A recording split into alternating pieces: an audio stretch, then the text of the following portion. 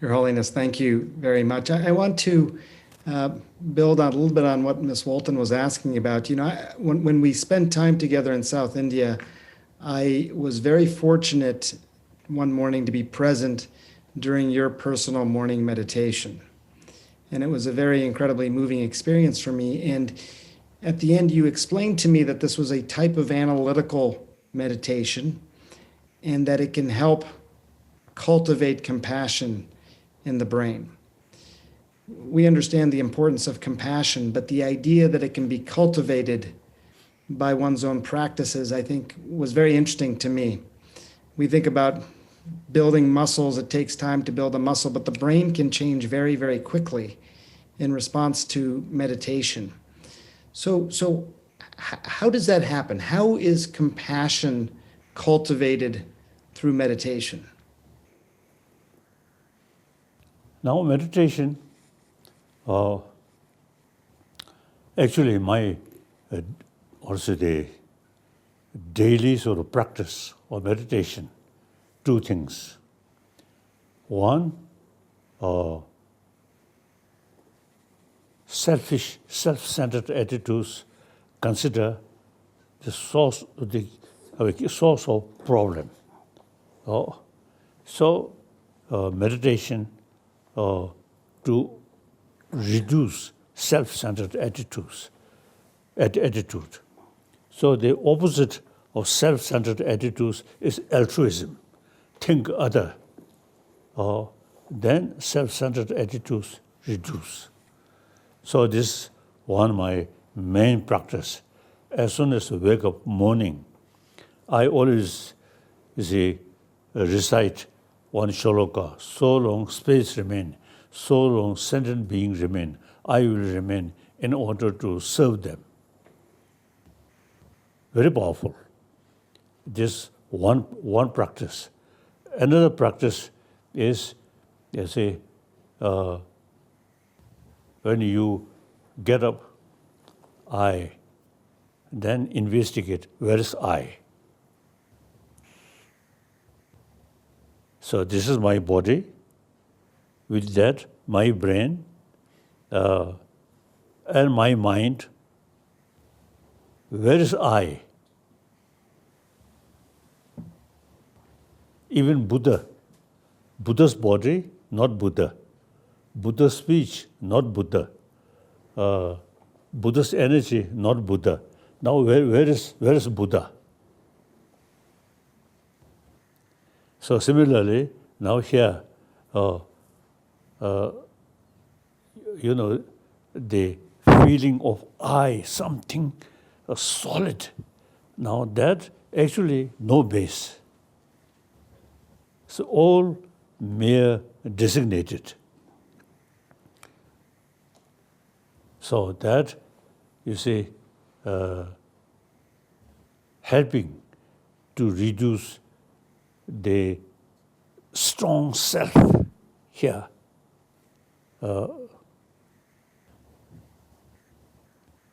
Now here, quantum physics also now say, things does not exist as appears.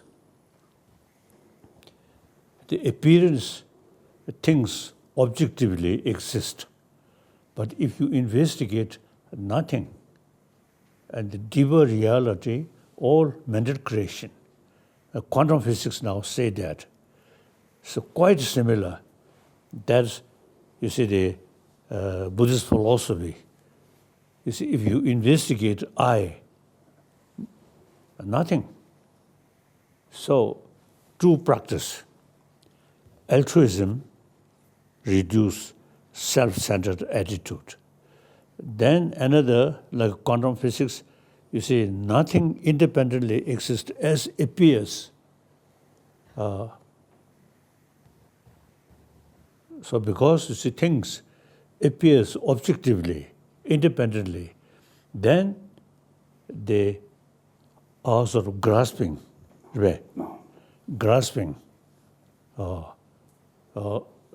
different object. So that help to create this is positive, this is negative, this is my friend, this is my enemy, like that. So for that, the similar quantum physics, if you investigate your enemy, investigate the enemy's body, not enemy, enemy's mind, not enemy, then where is the enemy? Where is the being? Nothing. So these, you see, thinking, you see, one, so what's the wisdom side? Wisdom side, investigate, nothing independently exists. Then method side, altruism. These two things, you see, my main sort of daily practice. So now, these also the wisdom side, the Nagarjuna, Indian great master Nagarjuna, and his disciple. I don't think, not direct disciple, but his follower of him, the Chandrakirti, Madhyamika Avatara Nama. Oh, I always read these books. That, you see, Chandrakirti, quite bold. He expressed their like the Kasa, Bosuband, and Dignac, so on, these sort of great master, they too much afraid. Nothing independently exists, just a mere designation. Because also they fear, so they abandon, you see, this theory. When I saw that, and I feel I quite fortunate. I feel these sort of theory very fit in my mind. So I'm, I think, quite close disciple of Chandrakirti. So every day, Madhyamika Avatara Nama, the text, and his own sort of commentary. I always keep that book and read. So I'm hoping I'm not included Bosuband or that group like that. So these practice, you see, brings real sort of realistic sort of attitude. Nothing independently exists. All ultimately related with we call ignorance. So two method. One side altruism. One side nothing independently exists as appears. These two practice combine, very powerful. The result, you see, you feel always, you see, these negative emotions related with these two things. Since these two things are reduced, so negative emotion much reduced. Okay. Your Holiness, toward the end of your new book, you actually mention altruism and economy. You share new ways of directing us toward a new humane economy based on the 6 virtues that are the basis of ethics of compassion, which are mindfulness, empathy, nonviolence, truthfulness, transparency, and responsibility. You are often quoted as saying, if you want others to be happy, practice compassion. If you want to be happy, practice compassion. My question, Your Holiness, would you please share with us your wisdom about how supporting the well-being of all creatures naturally includes taking care of your own personal well-being as well, and this will contribute to the survival of humanity. That's logically. You see, we are part of 7 billion human beings. In order to serve them, you should be example of their sort of also the kasuta, their life. So when you practice these things, and meantime tell that other people have more convinced since this is their person, practice these things. So telling us, so believe. While I'm sort of telling compassion, whenever some small things happen, show anger, then hypocrisy by teaching become hypocrisy. So like that. So you see, practice, firstly, oneself you should practice, then share with other people. 어디 가래? 좋은 가래. 在研究的主要是讲显了，就在我前的地的样都说地那去的不去。Oh, so when we are part of the human being, since we are part of the human being, oneself should be good example to other. So therefore, you see, that's the way, or say the proper way to serve.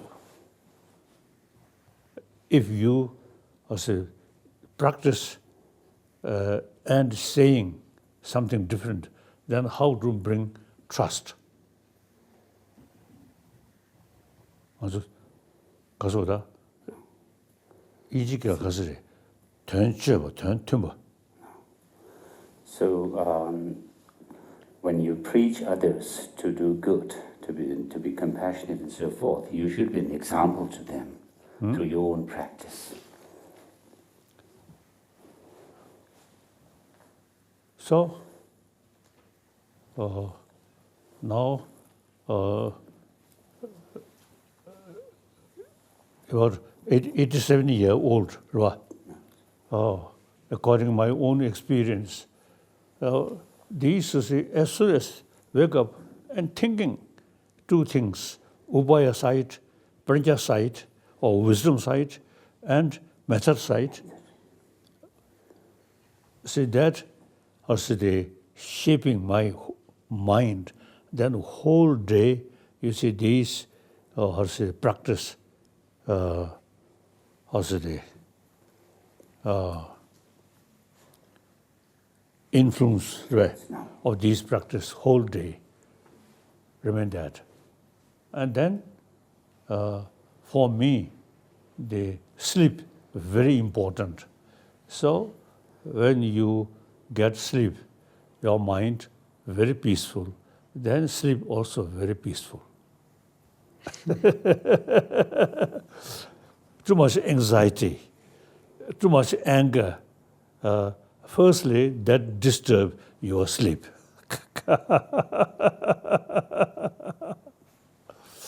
Right. Thank you. Next now. Your Holiness, can you hear me, Your Holiness? Can you hear me? Yes. Sorry. Dr. Gupta, Yeah. it looks like we have time just for 2 questions, one from each of you, and then Ms. Walton will conclude with the brief concluding remarks. Okay. Go ahead, please. Very good. Your Holiness, thank you. I was reflecting on a conversation we had a few years ago when I attended one of your lectures. And you made the point, as you are saying now, that we are born with compassion, which made a lot of sense. As human beings, in order to survive and thrive, we needed to take care of each other. But I wonder, do you ever think why that compassion starts to fade as we get older? I was also reading a recent report from a neuroscientist at the University of British Columbia who describes this idea that compassion does fade even as you're exposed to more and more tragedy. Instead of the compassion increasing in response to that tragedy, your overall compassion actually goes down. That didn't make sense to me. Why would that happen? And I just wonder if you ever thought about that. You talk about how to build compassion, but do you ever wonder why it starts to fade in the first place? That's, I think, just see, they remain or relying on just our instant, because of the instant sort of feeling, not thinking or reasoning. Now, I think one unique thing about the Nalanda tradition, in order to practice these things, we extensively use logical approach. So always reasoning. Even you feel some sort of discourage, and then further investigate what value discourage. So the analytical meditation just was the single-pointed meditation, and not much effective. Recently, I was, some time back, I was in Japan.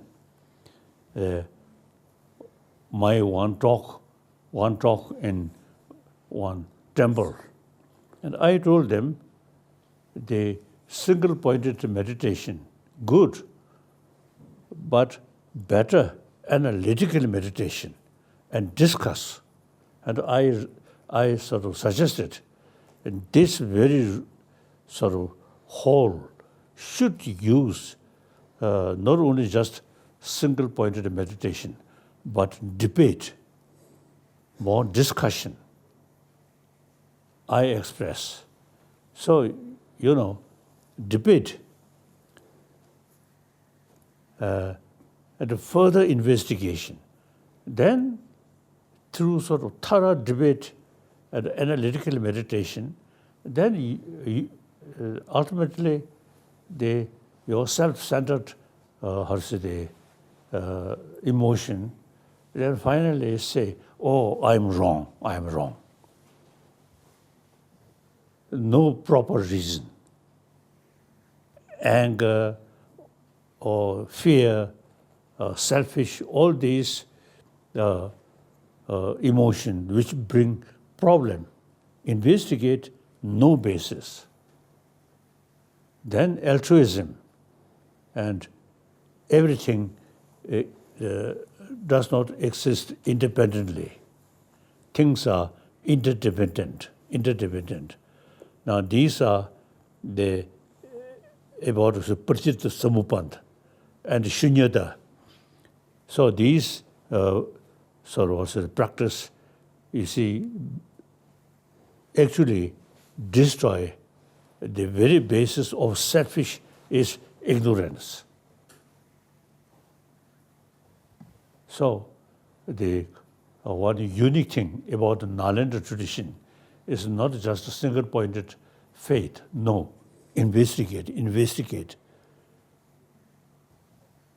So I'm the one student of Nalanda tradition.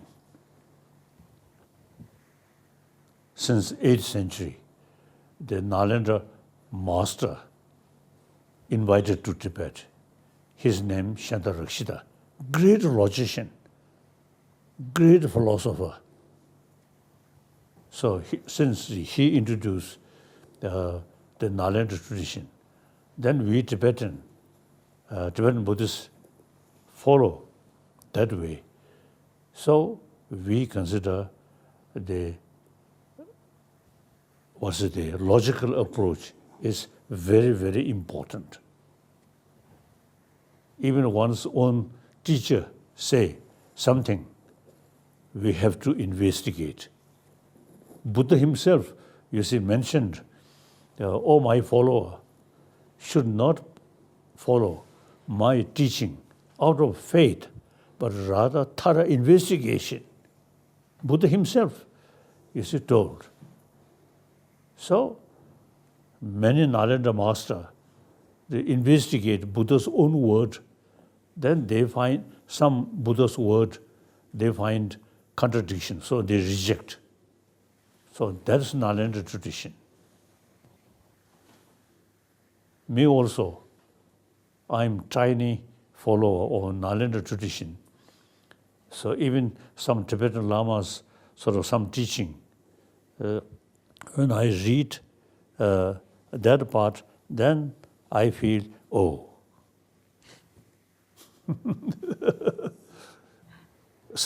with salutation, I can't accept your view, like that.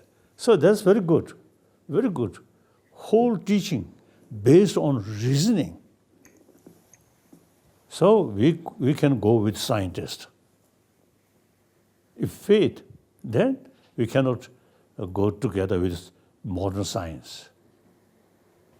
So now, I think now a few decades, I have sort of very often, you see, discussion with scientists. So eventually, at the beginning, some my friend, don't, because of the close too much with science, your faith may may disturb. Then I have this conviction, things, investigation, logical approach. So therefore, say I carry continuously. Then now after few decades, I myself half Buddhist monk, half scientist. Then number of scientists now really showing interest about this complicated philosophy, like that. So therefore, logical approach is very essential. It is wrong to say, oh, my Lama said that. No, investigate.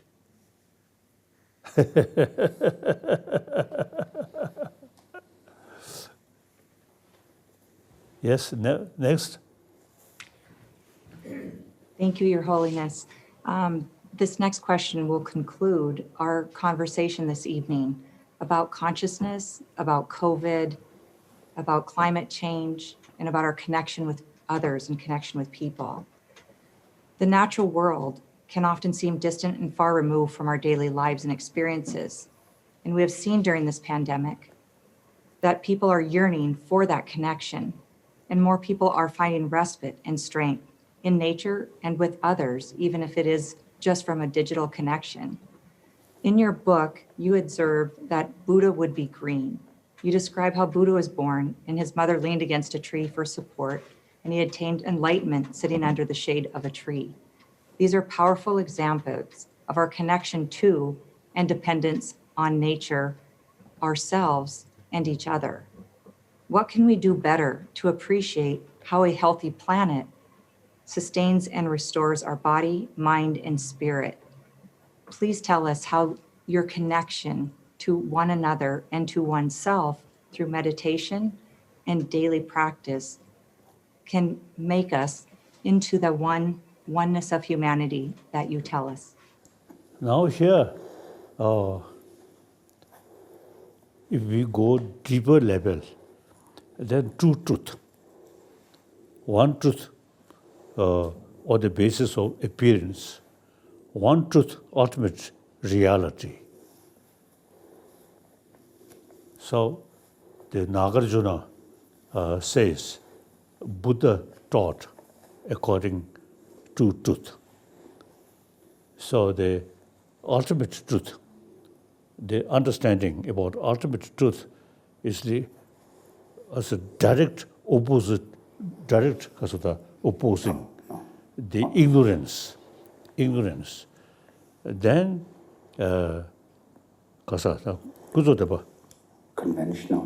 conventional truth or altruism, all these things happen. So now this is more, deeper level. Firstly, altruism, reduce self-centered attitude. Then deeper level, then understanding about shunyata. So these practice, what we call ubaya side, tavshirba, ubaya side, and pranaya side. So, by daily sort of practice, as soon as I wake up, thinking these lines, very helpful, very helpful. And then hold my meditation based on these two truths.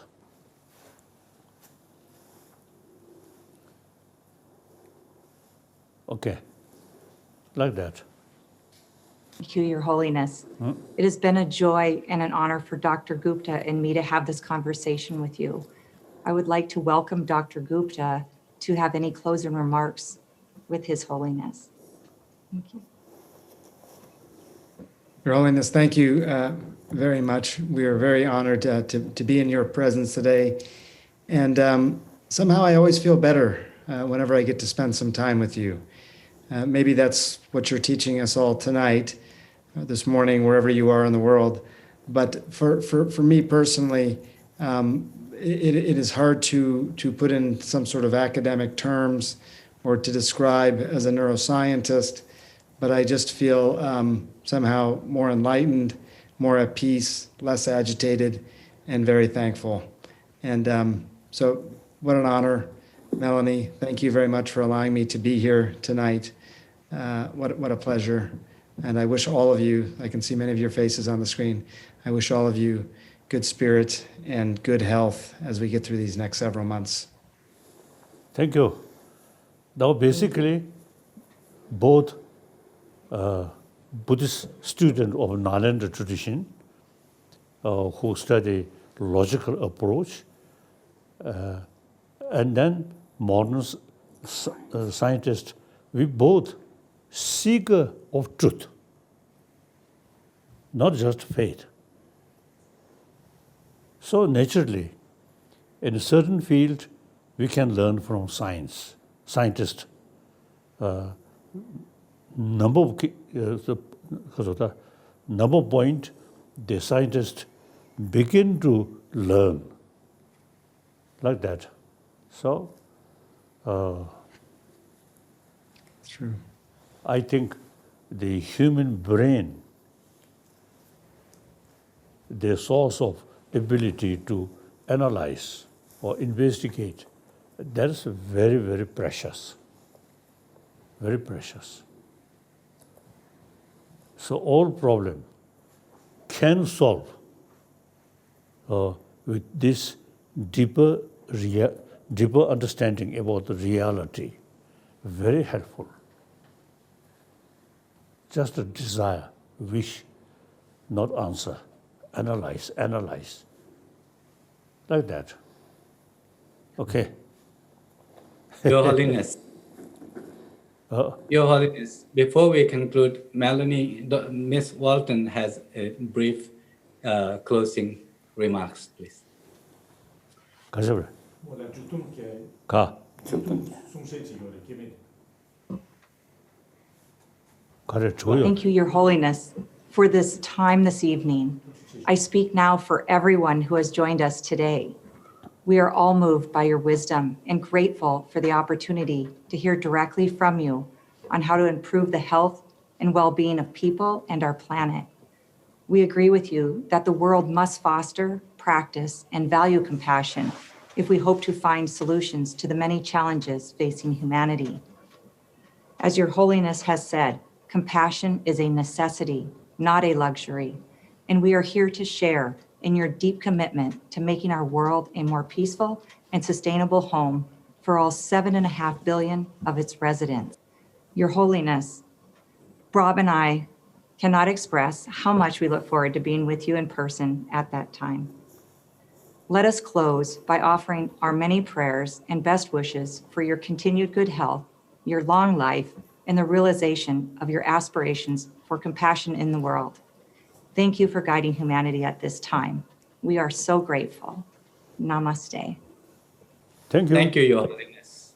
Thank you, Your Holiness, Ms. Walton and Dr. Gupta, for this rich and inspiring conversation.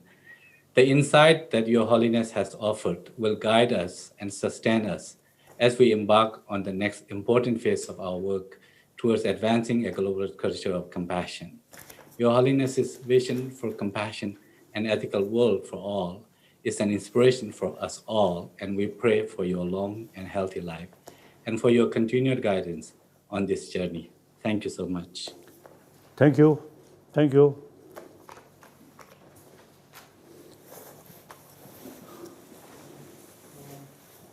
As I mentioned earlier, all religion, you see, carry one message of loving kindness. That, including animals, need loving kindness. Now we, human beings, and particularly the people who showing the sort of Nalanda tradition, then we extensively use our intelligence in order to promotion of warm-heartedness, the loving kindness. So, once more, I want to thank my friend, not only just a friend, the spiritual brothers, sisters. I really appreciate. Thank you very much. And until my death, I determined to make some contribution for a better world, peaceful world. So similarly, my friend, you also, you see, should think how to build happy humanity, happy world. Thank you. Thank you.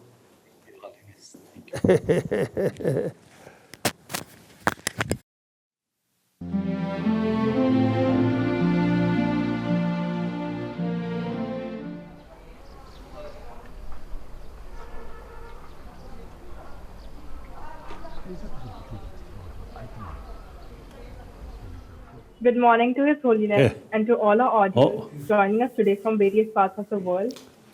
Today, amidst this pandemic, it's rather an auspicious day for me and all our audience to have with us His Holiness, the 14th Dalai Lama, the living Buddha amongst us.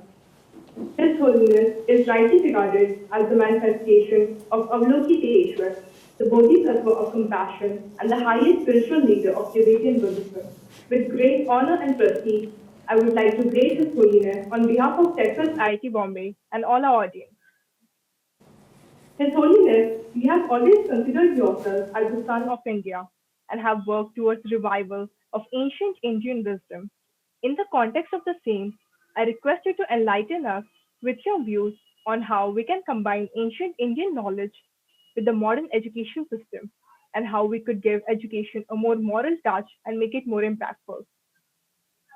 So firstly, namaste.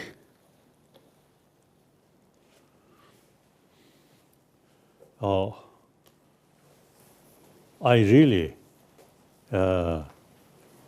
feel also very happy because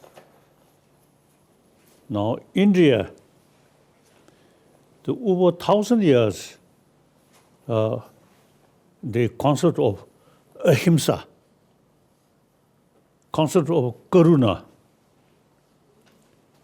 you see, in this country, you see, these two very important, also the concept develop. With that, eventually, you see, a lot of philosophy, and including logic. So later, those great Indian thinkers, philosophers, you see, they carry the message of ahimsa and karuna through logical way.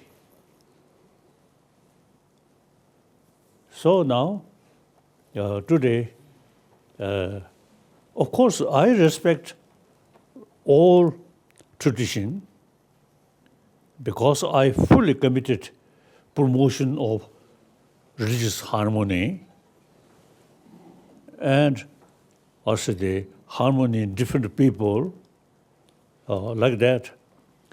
So therefore, I respect all different tradition,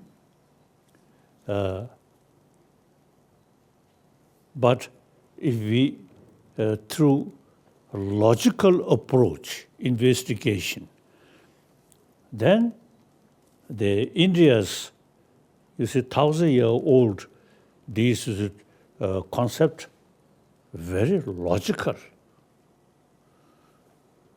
Now, practically, today's world really need ahimsa and karuna. If these two things, you see, remain, also they alive, and more people, you see, pay attention, then our world much sort of peaceful, much better. So therefore, and then India's also, you see, important thing is secular. So these concepts related with some dharma, but then not necessarily, you see, you should follow or believe dharma, religion. Whether believe certain things or not is up to individual. Generally, we really need the secular ethics. So these two things, ahimsa, karuna, is actually the secular ethics. And then the karuna and ahimsa is a further also the